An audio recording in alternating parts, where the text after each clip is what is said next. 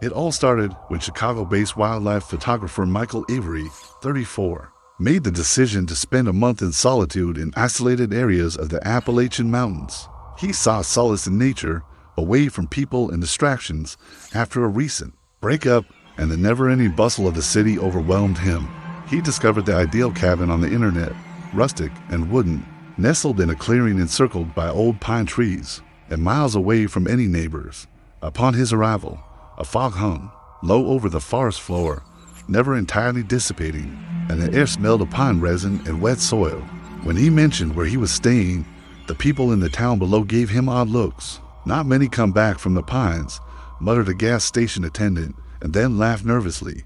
While whispering to her companion about the one who disappeared last spring, another woman at the diner stared at him for too long. Michael was indifferent. He believed they were merely attempting to frighten the stranger. The first day went without incident. After unpacking his belongings, Michael strolled around the property and captured some expansive views of the surroundings. But as night fell, the woods became eerily quiet. Not only was it silent, but it was incorrect. The typical night sounds had vanished. Not a bug, no owls, no rustling, nothing but quiet. And then, faintly, from somewhere deep in the trees came a low whisper, almost like wind, but layered with syllables. It was so soft, Michael thought he imagined it. He tried to sleep, but the sounds grew louder the later it got, until it seemed like voices were circling the cabin. He opened a window to listen, but as soon as he did, the voices stopped. When he closed it again, they returned, whispering in a language he couldn't recognize. The next day, Michael tried to distract himself with photography. He wandered deeper into the woods, capturing shots of moss-covered logs and beams of light piercing through the thick pine canopy. But the farther he went, the more he sensed something wasn't right.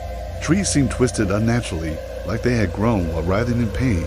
He found claw marks on the bark deep, wide ones, that had to be made by any normal animal. Then he came across a small clearing with a pile of rocks stacked like a crude monument, surrounded by strange symbols carved into the surrounding trees. At the top of the rock pile sat a bird skull, clean and white, with what looked like black wax melted into its eye sockets. Michael snapped a photo, but felt immediately uneasy, like he had violated something sacred. When he returned to the cabin, the front door was wide open. Michael was sure he had locked it. Inside, everything looked undisturbed except his camera. It was now on the floor, lens shattered, as if dropped from a great height. Even stranger, the memory card was missing.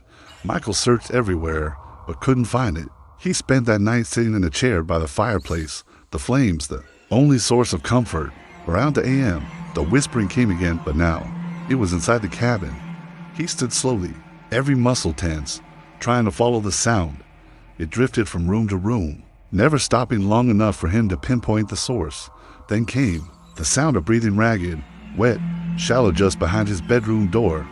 He yanked the door open, flashlight in hand, but there was nothing there. Only silence, until 3 soft knocks came from within the wall behind him.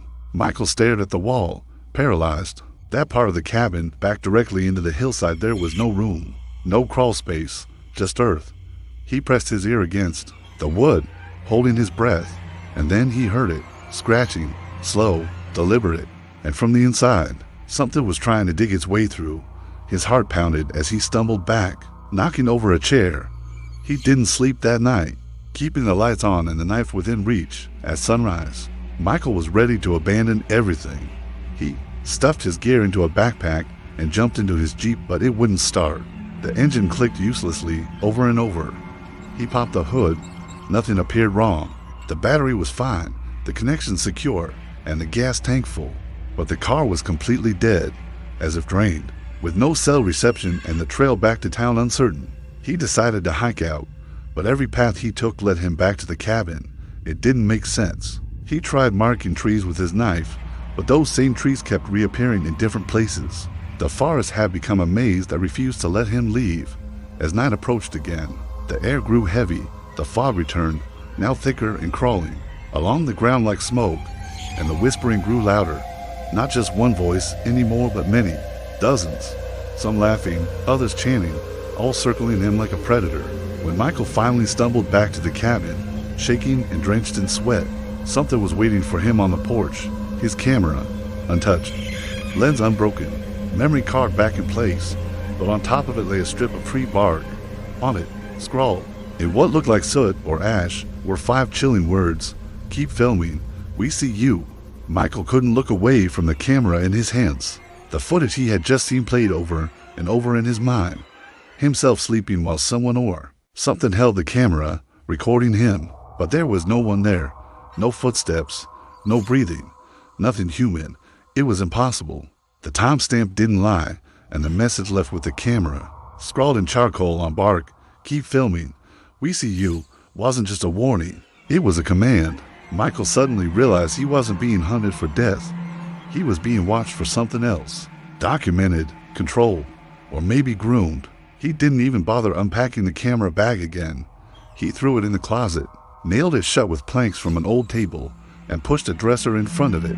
But deep down, he knew it wouldn't matter. Whatever had touched that camera didn't need doors to get in. That afternoon, Michael tried escaping again.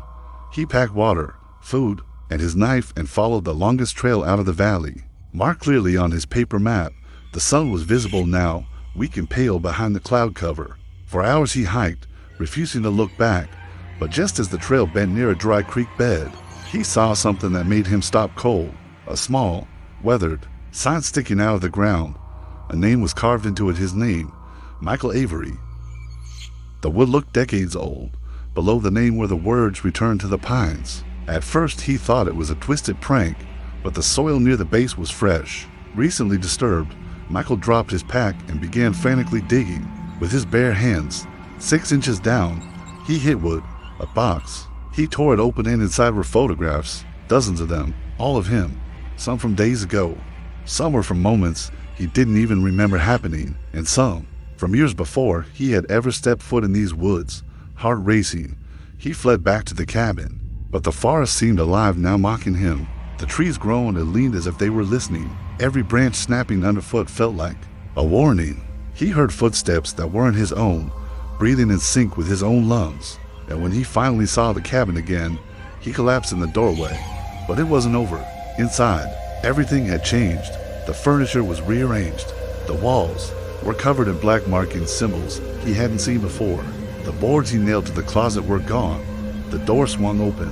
The camera was on the floor, turned on, filming, and pointed directly at him. He slowly walked toward it, but before he could touch it, the TV lit up again on its own. This time, the footage was clearer. It showed the cabin but empty. Then the door opened by itself, and the shadow of a figure entered, tall, distorted. It moved through the room slowly until it stood behind Michael, only inches away. Michael spun around, nothing, but his reflection in the TV didn't match his movements. His image kept staring straight ahead, long after he turned around. Then the image blinked and smiled. That night, the fog returned thicker than ever, coating the windows and seeping under the door like it was alive. The whispers began at 3:17 a.m. sharp, dozens of them, all layered, repeating his name in slow, dragging syllables. But this time, they weren't just outside. They were inside the walls, inside the fireplace, inside the floor. Then came the sound of dragging chains from beneath the floorboards. Something heavy moved in the dirt. Michael grabbed a flashlight and pointed it at the old trapdoor near the pantry, a door he had never noticed before. He pulled it open with trembling hands and descended into the cold, earthen basement below. The walls were carved with symbols. Bones hung from strings. Old cameras, hundreds of them, lined the shelves, all pointed toward the stairs, as if waiting to capture the next descent. In the center of the basement, under a spotlight that shouldn't have existed, stood a wooden chair, and sitting on it was a copy of his camera. Not the one he had been using, a second one, identical, covered in dirt. The screen was on, already recording. A voice, clear and deep, echoed behind him. "It's your turn now." Michael turned around, and for the first time, he saw it, the figure from the woods, its body tall and thin, limbs jointed like broken twigs, its face wrapped in gauze, as if hiding eyes that burned beneath. But he couldn't run. He couldn't scream. His body didn't respond. The camera was still recording. The next day, the fog lifted.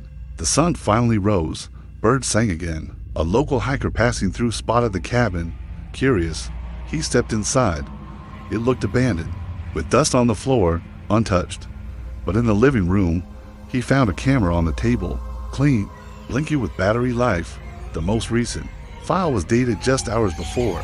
The hiker pressed play. The video showed a man walking slowly into the woods, eyes blank, body stiff, whispering to himself, "Keep filming, they see me now." Michael Avery was never found.